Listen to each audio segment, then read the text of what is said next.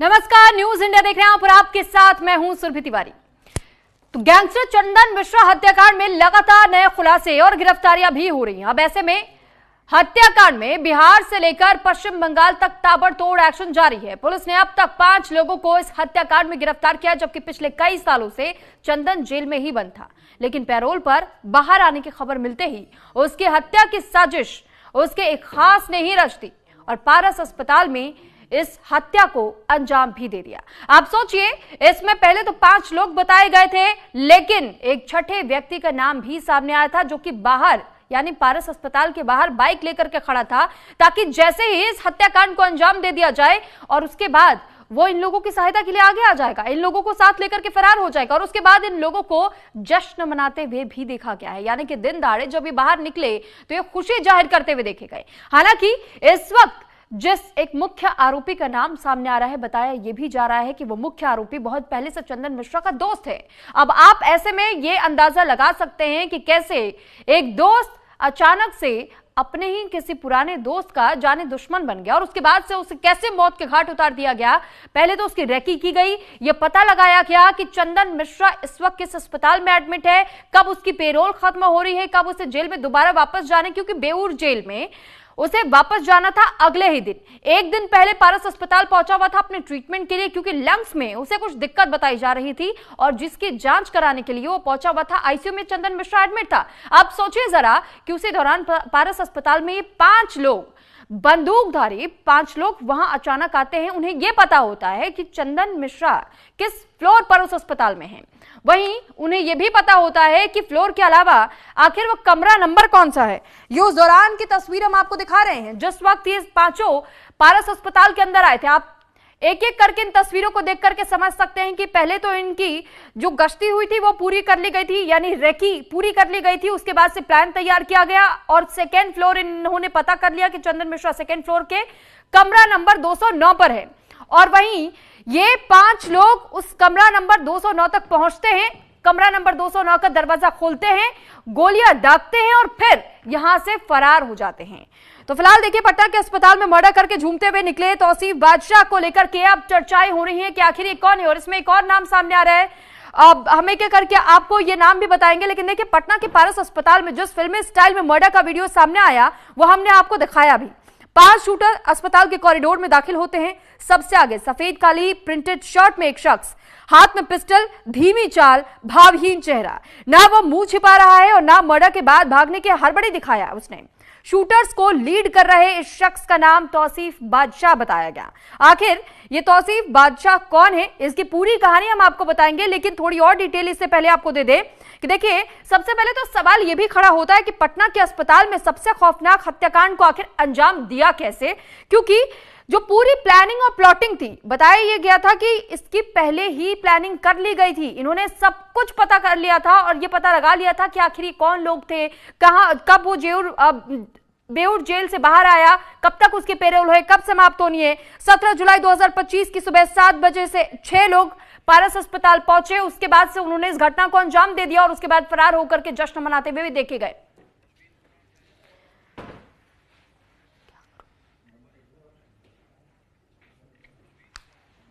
तो वरिष्ठ पत्रकार डॉक्टर प्रवीण कुमार झा भी इस वक्त हमारे साथ जुड़ चुके हैं हमसे ज्यादा बातचीत के लिए और उनसे हम समझना और जानना चाहेंगे कि आप क्योंकि सर, सबसे पहले स्वागत है आपका न्यूज इंडिया पर। आप अगर वरिष्ठ पत्रकार है सर, आपने भी ऐसे न जाने कितने केसेस कवर किए होंगे, गैंगस्टर्स को लेकर भी आपसी रंजिश में ऐसी घटनाएं भी आपने देखी और सुनी होंगी, रिपोर्ट भी की होंगी। सर, मैं समझना चाहूंगी स्थिति को भी थोड़ा सा।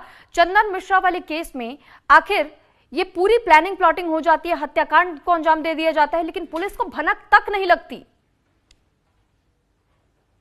देखिए, इसमें इस तरह के जब हत्याकांड होते हैं तो गुप्त रूप से किए जाते हैं। इसमें न ही किसी ऐसे व्यक्ति को इन्वॉल्व किया जाता है जो जिसको मतलब मारे जाने वाला होता है और जिसकी हत्या की जाने वाली होती है, उससे किसी न किसी तरह से जुड़ा हुआ ऐसे व्यक्ति को कभी इन्वॉल्वमेंट, ये इनकी गुप्त प्लानिंग होती है और इस गुप्त प्लानिंग के तहत इस तरह के कार्य में लिप्त होते हैं। ये हो सकता है ये दोनों की जो आपसी रंजिश की जो बात आ रही है, क्योंकि इसके पहले इनके बारे में बताया जा चुका। जब ये लोग 8 और 9 में इन्होंने किया तो दोनों लोग एक ही साथ थे।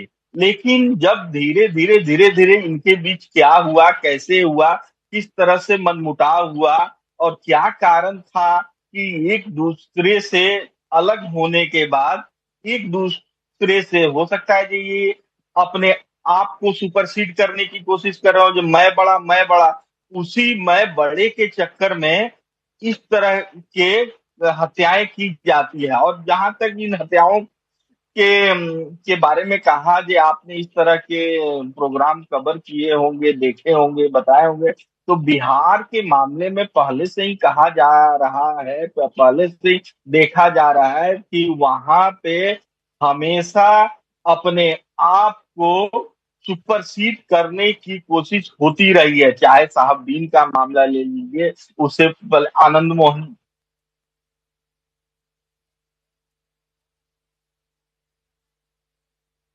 का मामला लीजिए, राजन तिवारी का मामला, अपने लोगों को पालकर इस तरह के हत्याएं कराते रहे हैं। और चंदन मिश्रा के केस में भी ऐसे ही हुआ है कि, लेकिन यहाँ पे एक और सवाल उठ रहा है कि इतने बड़े हॉस्पिटल में आखिर ये लोग घुसे कैसे।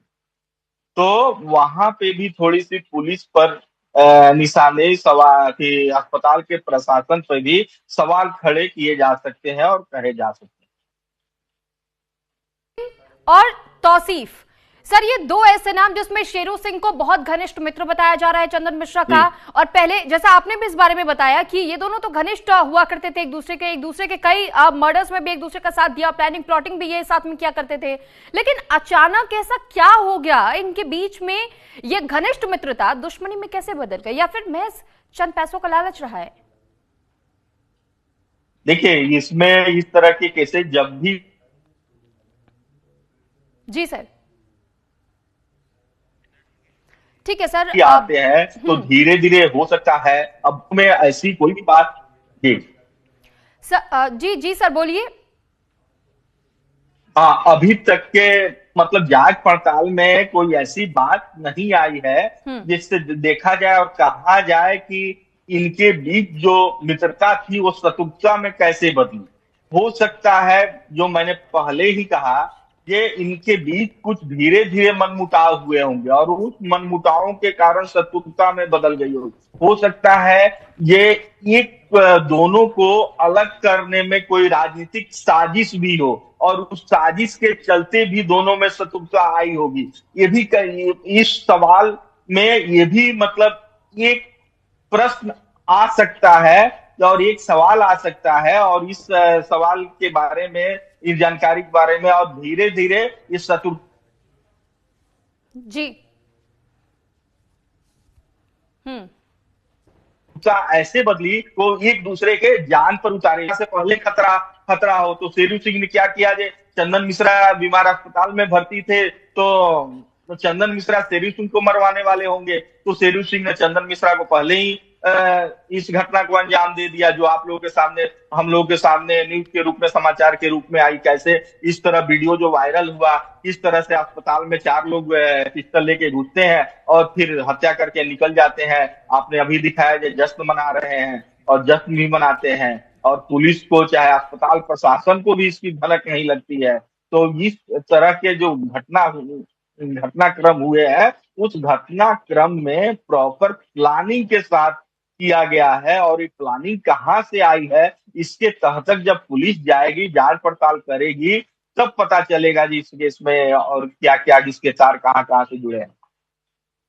ठीक है सर, मैं आपके पास लौट रही हूँ। एक बार हम अपने दर्शकों को भी एक एक करके पहले थोड़ी बहुत जानकारी और भी बता देते हैं कि किस तरीके से चंदन मिश्रा और शेरू सिंह को लेकर के कहा जा रहा है कि इन दोनों के आपस में जो घनिष्ठ मित्रता रही थी। बताया यह भी जाता है, क्योंकि देखिए पटना के एडीजी कुंदन कृष्णन के मुताबिक चंदन मिश्रा की हत्या कुख्यात अपराधी शेरू सिंह ने अपने गुर्गों से करवाई। ओंकार नाथ सिंह उर्फ शेरू चंदन के गांव के पास ही सेमरी बड़ा गांव का रहने वाला बताया गया था। जेल से बाहर आकर चंदन और शेरू ने एक गैंग बनाया था, और फिर इस गैंग को बनाने के साथ में इन दोनों ने अपराध को शुरू कर दिया था, यानी कि इन्होंने कई हत्याओं को अंजाम दिया। और जल्द ही बक्सर और आसपास के इलाकों में दोनों का आतंक कायम हो गया। 2011 में चंदन शेरू के गैंग ने 6 हत्याएं की। राजेंद्र केसरी की हत्या में भी शेरू और चंदन के साथी शामिल बताया गया था। हत्या के बाद दोनों कोलकाता भाग गए थे। पुलिस ने 17 दिसंबर 2012 को दोनों को पकड़ करके कोर्ट में पेश कर दिया। इस दौरान शेरू सिंह ने कोर्ट में मौजूद सिपाही का हथियार छीनकर उसे गोली मार दी और दीवार फांद करके फरार हो गया था। हालांकि कुछ दिनों बाद आरा से पुलिस ने शेरू को अरेस्ट कर लिया था। एक बार फिर से चंदन और शेरू बक्सर जेल में बंद हो गए थे। इस दौरान दोनों जेल से भी हत्याएं करवाते रहे। मीडिया रिपोर्ट्स के मुताबिक इस बीच दोनों में पैसों को लेकर अनबन भी हुई। दोनों के जातिगत समीकरण भी मेल नहीं खाते थे। 2015 में 23 जुलाई की शाम अचानक बक्सर जेल में मारपीट की घटना हुई और फिर आप ये देखिए कि जैसे ही इनके बीच, यानी हम 2015 का जिक्र कर रही हैं, 2015 में 23 जुलाई की शाम अचानक बक्सर जेल के अंदर इन दोनों के आपस में मारपीट की घटना सामने आ जाती है। उसके बाद से कहा जाता है कि धीरे धीरे इनके बीच जो मित्रता थी वो बुरे दौर पर पहुंच गई और उसके बाद से इन दोनों में दुश्मनी की शुरुआत होने लगी। तो वहीं देखिए, पटना के पारस अस्पताल के अंदर चंदन मिश्रा हत्याकांड में अब पुलिस के हत्थे 5 आरोपी चढ़ चुके हैं। हालांकि इसकी आधिकारिक तौर पर पुलिस ने अभी पुष्टि नहीं की है। इसे को लेकर एक खास रिपोर्ट हम आपको दिखाते हैं। आतंक का खुला खेल, प्रशासन फेल, बिहार में आतंक का खौफ, जंगल राज में बेखौफ बदमाश। पटना के पारस अस्पताल के अंदर चंदन मिश्रा हत्याकांड में अब पुलिस के हत्थे 5 आरोपी चढ़ गए हैं। दरअसल बताया ये जा रहा है कि पश्चिम बंगाल में छापेमारी के दौरान 4 आरोपी गिरफ्तार किए गए। एक आरोपी शुक्रवार को ही अरेस्ट हो गया था। बिहार के पटना से बड़ी खबर सामने आई है, जहां पर पारस अस्पताल के अंदर कुख्यात चंदन मिश्रा की हत्या के मामले में बाकी के 4 आरोपियों को भी गिरफ्तार किया गया है। एक बदमाश तौसीफ उर्फ बादशाह की पहले से ही गिरफ्तारी हो चुकी है, यानी अब हत्याकांड में 5 की गिरफ्तारी हो गई है। पश्चिम बंगाल में एसटीएफ की छापेमारी के दौरान 4 की गिरफ्तारी हुई। हालांकि इसकी पुष्टि अभी आधिकारिक तौर पर पुलिस की ओर से नहीं की गई है। बताया ये गया है कि कानूनी प्रक्रिया पूरी होने के बाद पुलिस इन सभी को लेकर पटना पहुंचेगी। ये सभी हत्याकांड में शामिल थे। पुलिस सूत्रों के अनुसार ये भी बताया जा रहा है कि कुछ और लोग भी इस पूरे मामले में शामिल हो सकते हैं, जिनकी गिरफ्तारी के लिए छापेमारी चल रही है। 48 घंटे के अंदर ही पुलिस ने इस हत्याकांड में शामिल 5 लोगों को गिरफ्तार कर लिया है। हालांकि पुलिस के सूत्र पूरे मामले में चुप्पी साधे बैठे हैं, कुछ भी नहीं बता रही हैं। देखना होगा कि पुलिस इस पर कब और क्या बयान देती है। बताया ये भी गया कि तौसीफ के अलावा दूसरा आरोपी आकिब मालिक, तीसरा सोनू, चौथा कालू उर्फ मुस्तकीम और 5वां भिंडी उर्फ बलवंत सिंह है। पटना में गुरुवार की सुबह निजी अस्पताल पारस में अपराधियों ने घुसकर चंदन मिश्रा की हत्या कर दी थी। यह हत्या पारस अस्पताल के आईसीयू वार्ड में हुई। चंदन मिश्रा पारस अस्पताल के आईसीयू वार्ड नंबर 209 में भर्ती था। यहाँ 5 शूटर बेखौफ होकर धड़ल्ले के साथ और अंदर घुसकर कई राउंड फायर करते हैं, जिससे उसकी मौके पर ही मौत हो गई। चंदन मिश्रा नाम का व्यक्ति जो पटना के बेऊर जेल में बंद था, वो भी हत्या के जुर्म में ही जेल में था। पैरोल पर इलाज कराने पटना के पारस अस्पताल में भर्ती हुआ था। चंदन मिश्रा 10 से ज्यादा हत्याओं का आरोपी था। बक्सर में चंदन एक गैंग चलाता था और उस गैंग का वो लीडर था। पारस अस्पताल में चंदन की हत्या, बेखौफ अपराधियों ने अस्पताल में घुसकर मारी गोली। पारस अस्पताल के आईसीयू वार्ड में हुई वारदात, कई राउंड फायरिंग कर आरोपी फरार। इससे पहले हत्याकांड से जुड़े 3 सीसीटीवी फुटेज भी सामने आए थे। 2 हत्या से पहले के और 1 हत्या के बाद का। एक सीसीटीवी फुटेज में तो बाकायदा चंदन की हत्या से पहले 5 आरोपी पारस अस्पताल के पास एक गली में खड़े नजर आए। इसमें 5 आपस में हत्या की प्लानिंग कर रहे थे। दूसरे सीसीटीवी फुटेज आईसीयू वार्ड में एंट्री का था, बल्कि तीसरे फुटेज में अपराधी बेखौफ होकर बाइक पर भागते नजर आए। आरोपियों पर शिकंजा कसते हुए कोर्ट में पेशी के बाद सभी आरोपियों को पटना लाने की तैयारी है। कुल मिलाकर 5 आरोपी गिरफ्तार कर लिए गए हैं, जो हत्याकांड में संलिप्त बताए जा रहे हैं। हालांकि इस गिरफ्तारी की आधिकारिक पुष्टि अभी होनी बाकी है। सूत्रों की माने तो पुलिस टीम पश्चिम बंगाल में लगातार छापेमारी कर रही है। अब ऐसे में आने वाले समय में गिरफ्तार आरोपियों की संख्या बढ़ भी सकती है।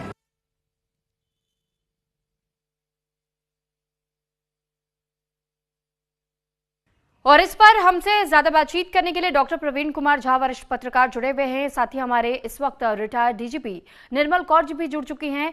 बहुत स्वागत है मैम आपका भी न्यूज इंडिया पर। मैम, हम चंदन हत्याकांड मामले को लेकर के इस वक्त बातचीत कर रहे हैं और ये स्थिति हम समझना चाह रहे हैं कि जिस तरीके से इस घटना को अंजाम दिया गया, क्या भी आने वाले दिनों में बिहार में गैंग वॉर बढ़ सकती है? क्योंकि ये दोनों पहले एक गैंग के, उसके बाद 2016 में अलग हो जाते हैं, 2020 में जब इन्हें सजा सुनाई जाती है तो उसके बाद भी हम ये देखते हैं कि जेल के अंदर भी आपस में इनके गैंग में मारपीट हो जाती है। फिर जेल से बाहर निकलने पर जब बेल पर ये चंदन मिश्रा बताया जा रहा था, उस वक्त इस हत्याकांड को अंजाम दिया गया है, जो कि शेरू पहले से जेल में है, लेकिन तौसीफ नाम के एक व्यक्ति को लीडर बना दिया जाता है, घटना प्लान हो जाती है, घटना अंजाम दे दी जाती है। कैसे पॉसिबल है मैम? देखिए, ये आपसी दुश्मनी गैंग वॉर का ही नतीजा है। सभी आपराधिक मनोवृत्ति के व्यक्ति हैं, पहले इकट्ठे काम कर रहे थे, फिर कुछ मतभेद हो गया, विभेद हो गया और वो एक दूसरे की जान के प्यासे हो गए। और जो चंदन मिश्रा, वो तो खुद जेल में मर्डर की हैसियत, मतलब खूनी ही था, खून करने के जुर्म में जेल में बंद था। फिर इलाज के लिए यहाँ आया और जब इलाज के लिए यहाँ आया तो उसी के गैंग के जो लोग पूर्ववर्ती किसी समय में अर्स्टवाइल उसी के साथ थे, वो लोग जो आज उसके विरोधी हो गए, उन लोगों ने ये साजिश करके, और कहते हैं बोल के की, पहले बोला कि फलाने दिन मारेंगे और मारा, तो बोल के की। इसका मतलब कि आतंक जो है, दहशत फैलाना भी एक था, मतलब कि अपना वर्चस्व जैसे बनाते लोग दहशत फैला के गैंग में, कि अब मैं नया सरगना हूं गैंग का, तुम नहीं हो। पुरानी सरगना को हटा दिया, पुरानी सरगना को मार डाला और नए सरगना ने उसकी ताजपोशी हो गई कि वो आज इस गिरोह का, जो कि रंगदारी वसूलता है, उसका आज वो नया सरदार बन गया या नया लीडर बन गया। इसको ये इस तरह से मतलब दहशत गर्दी फैलाना और खुद को एक नए डॉन के रूप में स्थापित करना, ये भी एक उद्देश्य रहा इस मर्डर का। और ये तो मतलब बहुत ही एक ऐसा पहलू है जो सामने आया, और क्योंकि चुनाव है इसलिए और ज्यादा चिंतित हैं सब लोग कि चुनाव का माहौल है, उसमें अगर ऐसी दहशतगर्दी फैलाएंगे तो फिर फ्री एंड फेयर इलेक्शन के लिए दिक्कत हो जाएगी। तो विधि व्यवस्था कानून को बनाए रखना इस समय पुलिस अधिकारियों के लिए, प्रशासनिक लोगों के लिए बहुत बड़ी चुनौती है, और वो लोग उसके लिए पूरा लगे भी हुए हैं। तो ये घटना हो गई है दुर्भाग्यपूर्ण एक, और उससे पहले खेमका का मर्डर भी हुआ था। तो पुलिस और प्रशासन भी इस समय बहुत दबाव में है, कंसिडरिंग कि चुनाव तो एकदम किनारे खड़े हैं और चुनाव के कारण उनको और ज्यादा मुस्तैद रहना है, एकदम चाक चौबंद सुरक्षा व्यवस्था रखनी। और ऐसे कांड होंगे तो इससे जो कॉन्फिडेंस है वो भंग हो जाएगा, जो विश्वास है जनता का, या विश्वास है लोकतंत्र प्रणाली में, या पुलिस की एफिशिएंसी में, पुलिस के ठीक काम काज करने में, प्रशासन के ठीक चलाए जाने में, उसमें ये चीजें विक्षेप डालती हैं, खलल डालती हैं। तो इस तरह की घटनाओं की रोकथाम इस समय बहुत, हमेशा ही, पर इस समय विशेष रूप से बहुत आवश्यक है कि इस तरह की घटनाओं पर अंकुश लगाया जाए, काबू में रखा जाए, और बिल्कुल इस तरह की कोई भी घटना ना होने दी जाए, और एकदम मुस्तैद होकर चाक चौबंद सुरक्षा व्यवस्था रख के, इस तरह की कोई चीज नहीं। अब ये पकड़े गए जो सारे आरोपी हैं, ये तो छिपके आए भी नहीं थे, एकदम दिखाई दे रहे थे लोग सीसीटीवी कैमरा में उस दिन। लेकिन मैम, एक तो अभी भी फरार बताया जा रहा है, जो पहले से प्लानिंग को अंजाम देने के बाद से उन्हें सुरक्षित कहां लेकर के जाना है वो बाहर इंतजार कर रहा था, बाइक पर उस शख्स को देखा भी गया है, उसके बारे में अभी तक कोई जानकारी हालांकि मिली नहीं है। जी, 5 लोग गिरफ्तार हुए, इसका मतलब उन्होंने अपने आप को छिपाने की, कई बार लोग मुरैठा बांध लेते हैं कि हम ना पहचाने जाएं, कोई कोशिश भी नहीं की, कोई कपड़ा नहीं बांधा मुंह पे, कुछ नहीं किया कि सीसीटीवी में साफ पहचाने जा रहे तो जा रहे।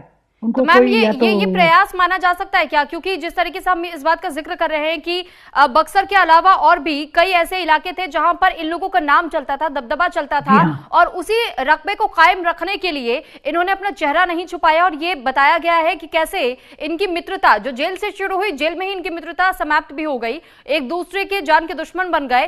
तो ये अपने गैंग के वर्चस्व की लड़ाई दिखाना चाहते थे क्या? और ये दिखाना चाहते कि कौन कितना ज्यादा मजबूत है। हालांकि चंदन मिश्रा के पिता तो ये कह रहे हैं अगर इसे मारा है तो ये भी मरेगा।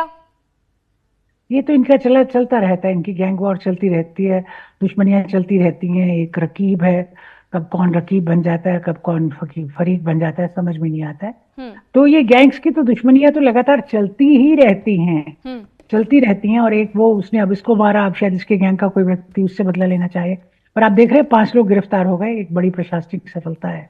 और जहां तक आपने कहा कि मुरैठा इसलिए नहीं बांध के आए होंगे कि वो अपनी शक्ल दिखाना चाहते हैं, देखिए किसने अपराध किए, क्रिमिनल अंडरवर्ल्ड में सबको पता लग जाता है कौन सा मर्डर किसने किया, चाहे वो इतना छाती ठोक के करते या ना करते, पता सबको लग जाना था कि किसके द्वारा, जैसे ये तौफिक के गैंग द्वारा, या जो नया अपने को सरगना बता रहा है तौफिक, इसके गैंग द्वारा मर्डर किया गया या किसके द्वारा किया गया।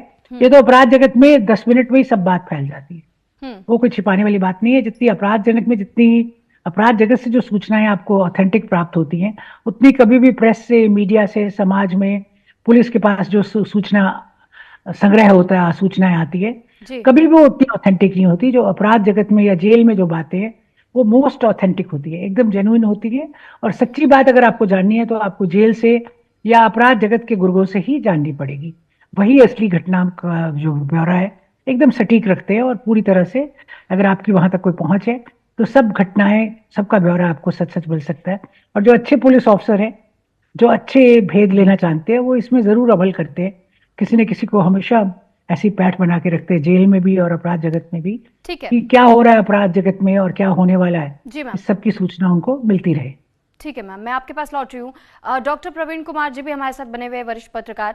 सर, 1998 का जिक्र जेडीयू की ओर से किया गया, जब विपक्षी दल इस वक्त जेडीयू पर निशाना साध रहा है कि आपके राज में तो महा जंगल राज चल रहा है। 2025 में तो हमने इतनी घटनाएं देख ली, बीते 10 दिनों की बात करें तो कम से कम 30 से 40 मर्डर्स हो चुके हैं।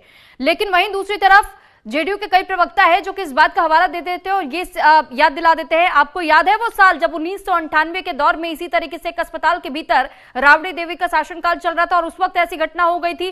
तो सर, ये जो सवाल जिस तरीके से उठाए जाते हैं बार बार कि तब क्या हुआ था, तब क्या हुआ था, आज की स्थिति पर फोकस क्यों नहीं किया जा रहा है? क्योंकि अभी तो बहुत जल्द चुनाव है, जायज है कि विपक्षी दल तो मौका लपकेंगे। जी, आपने सही कहा। जब 98 की बात हो रही है तो अपने एक अस्पताल में जो ब्रिज बिहारी सिंह के मर्डर की बात होती है, और एक अस्पताल में तो उसमें राजन तिवारी, मंटू, इन लोगों ने उस अस्पताल में घुस के इसका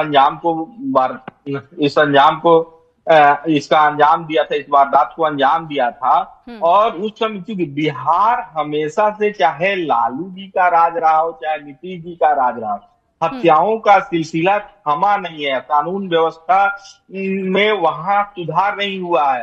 ये थोड़ा सा कभी कम हो जाता है, कभी अधिक हो जाता है। जब चुनाव के मौसम आते हैं तो इस तरह की घटनाएं अधिक हो जाती है। जब पुलिस का ध्यान उस पर बटाया जाए और ये सरकार जो है पुलिस का ध्यान उधर बटाया जाए और चुनावी प्रक्रिया में गड़बड़ी फैलाने की कोशिश की जाए, ये भी एक मतलब सवाल उठ सकता है, ये एक मुद्दा हो सकता है।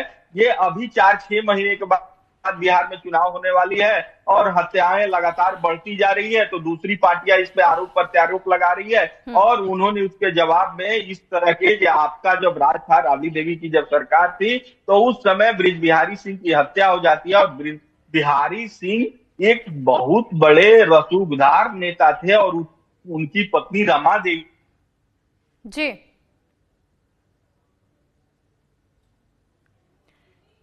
भी सांसद रही हैं। तो ये उस इलाके के रसूखदार, और उनकी भी हत्या हो जाती है अस्पताल में, तो उस समय भी कानून पे बड़ा सवाल उठता था और आज भी कानून पे ही सवाल उठ रहा है। तो ये जो हत्याओं का सिलसिला है बिहार में कभी रुका नहीं सर, लेकिन सवाल तो सबसे बड़ा यही बन जाता है ना, इसी वजह से सबसे बड़ा सवाल यही होता है कि आखिर चाहे 90 का दशक रहा हो, साल 2004 या 2005 का समय रहा हो, 2013 रहा हो, 98 का जिक्र हम कर दे रहे हैं, या फिर आज 2025 का समय क्यों ना हो, एक चीज नहीं बदली है। सरकारें तो आई और गई हैं, बदल गई हैं सरकारें, लेकिन एक चीज जो नहीं बदली है वो है जंगल राज बिहार में। और अपराध का ग्राफ तो छोड़िए, कानून की अवस्था तक नहीं बदली है। तो सर, ये मजबूरी आखिर कहां या किसकी है?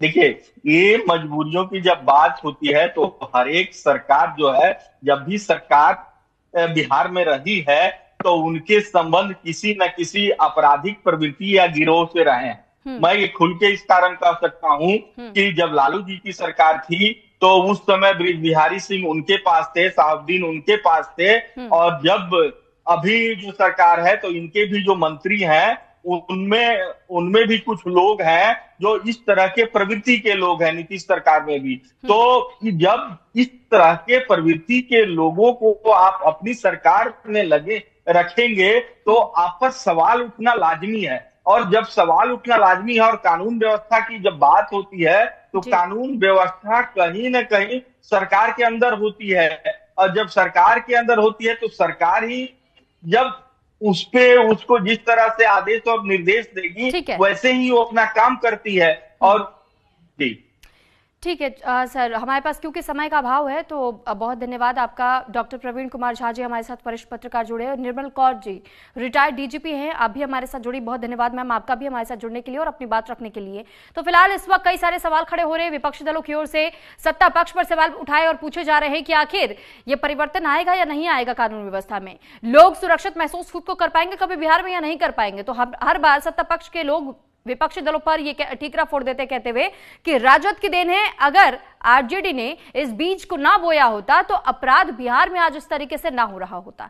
बहरहाल इसी के साथ फिलहाल इस बुलेटिन में इतना ही। नमस्कार।